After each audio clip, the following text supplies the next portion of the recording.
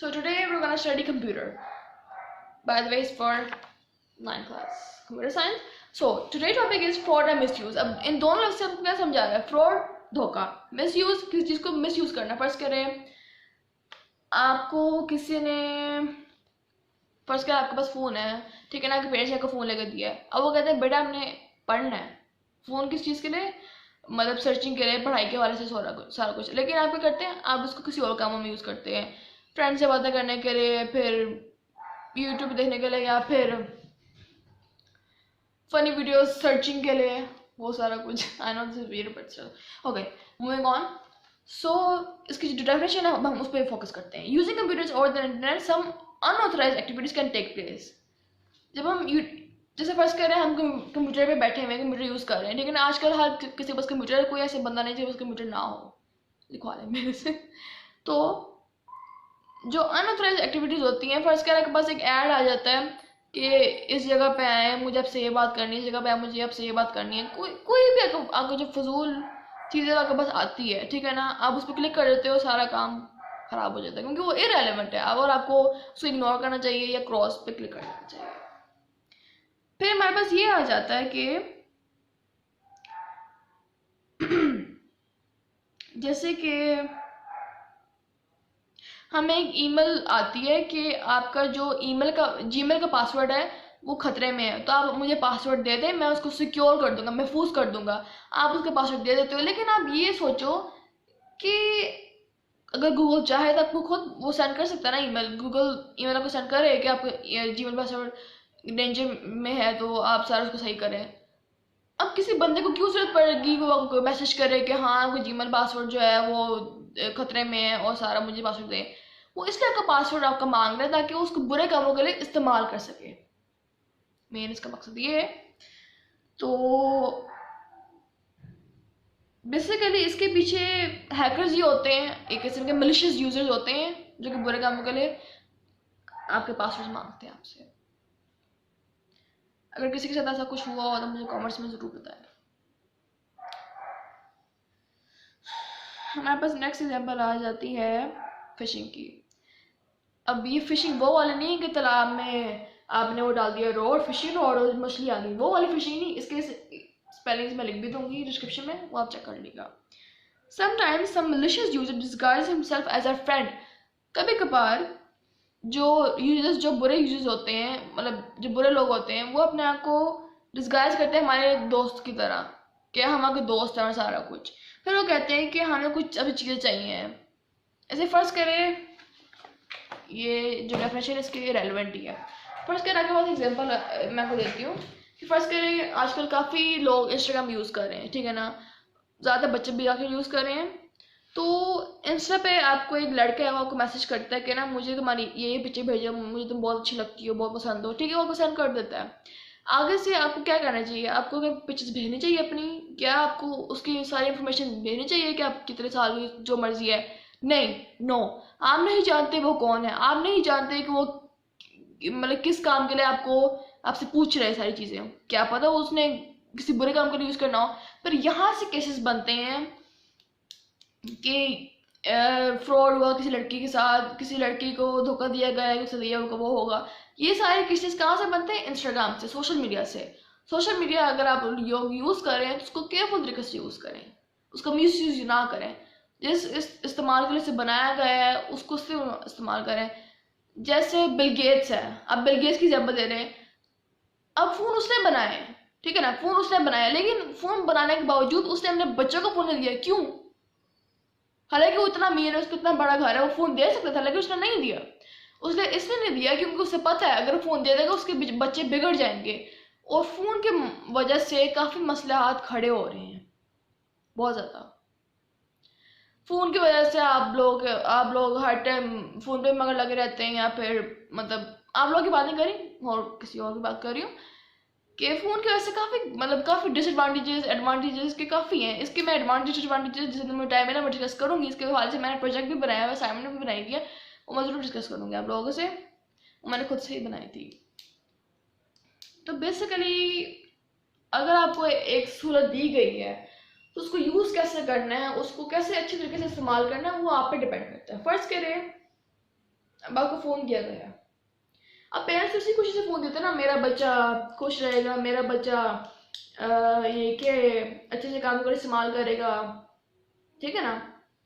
लेकिन हम भी करते हैं, हम पेरेंट्स की बात नहीं मानते, हम कहते हैं ओ पेरेंट्स ने फ़ोन दे दिया, मुझे लग गई है, मैं अपने फ्रेंड को दिखाऊंगी मेरा इतना अच्छा फ़ोन है, सारा कुछ शो क्या मारने के लिए। मैं से डिस्कस कर रही हूँ, आप लोग बुरा नहीं कह रही।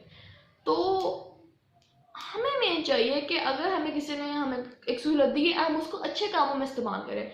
फ़र्ज़ करें अब अल्लाह ताला ने हमें इतनी सहूलतें दी हैं, अल्लाह ताला ने हमें इतनी नेमतें दी हैं, अब हम उसको शुक्रगुज़ार करते हैं? नहीं। अल्लाह ताला ने कहा 5 नमाज़ें पढ़ो, हम वो पढ़ते हैं? नहीं। Including me, I'm telling the truth. I do not pray namaz. And that is true. I should pray namaz though. I should. And all of us should pray namaz. अब इसके चूंकि हमने लेक्चर आज जल्दी कंप्लीट कर लिया है, ठीक है, तो अब मैं आपको एक थोड़ा सा जजमेंट डे के बारे में बताना चाहूँगी। अब जो लोग नहीं मेरी बात सुनना चाहते वो बेशक वीडियो एंड करते हैं, वो बेशक वीडियो ना देखें, स्किप करते हैं, लाइक क्लिक ऑफ करते हैं। बेसिकली एक खुतबा है कि जजमेंट डे पे इब्लीस, जो सेटन का, शैतान का जो हेड है ऊपर, जो उसका जो लीडर है कह रहे हैं, तो वो खुतबा देगा कि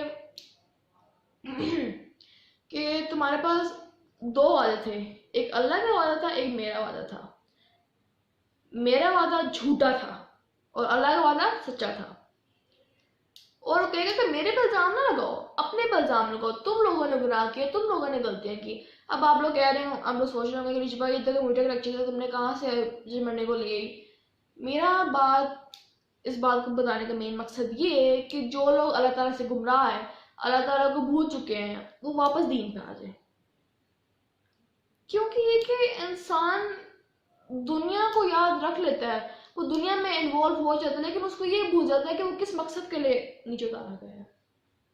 हमें कभी नहीं भूलना चाहिए कि अल्लाह ताला ने हमें नीचे क्यों भेजा। हमें अल्लाह ताला ने अच्छे कामों के लिए भेजा, हमें अल्लाह ताला ने अल्लाह की इबादत करने के लिए भेजा। हमें अल्लाह ताला ने क्यों भेजा? हमें अल्लाह ताला ने इसलिए भी भेजा ताकि हम इस्लाम फैलाएं ज़्यादा से ज़्यादा। अब जैसे मेरी एक सब्सक्राइबर हिंदू है, उसका मैं नाम तो नहीं मेंशन करूँगी, लेकिन मेरी सब्सक्राइबर एक हिंदू भी है, तो अब मैंने फर्स्ट किया मैंने उसको मुसलमान करना है, मैं चाहती हूँ मुसलमान हो जाए। अब मैं ये तो नहीं कहूँगी ओए मुसलमान बन जा जल्दी। इस्लाम में कभी भी फौशमंद नहीं हमें सिखाई गई। इस्लाम में हमेशा से पॉजिटिविटी ही है। किसी भी रिलीजन में, किसी भी दीन में हमें ये नहीं सिखाया गया है कि लाइक लड़कियों की रिस्पेक्ट करनी चाहिए, औरतों की रिस्पेक्ट करनी चाहिए, माँ बाप की ये हकूक है, ये हकूक है। किसी भी रिलीजन आप खोलें, क्रिश्चियनिटी, एथियस्ट, जितने भी रिलीजन्स हैं उसको आप खोल कर देख लें, उसमें चेक करें, सर्च करें, बेशक उसमें कोई भी ऐसा साइन नहीं है, कोई भी इतनी रोशनी है ही नहीं, नूर की रोशनी है ही नहीं जितनी इस्लाम में। सो गाइस आप लोगों को लग रहा होगा रिशबा काफ़ी ज़्यादा मतलब हो रही है अल्लाह ताला की तरफ या सारा कुछ।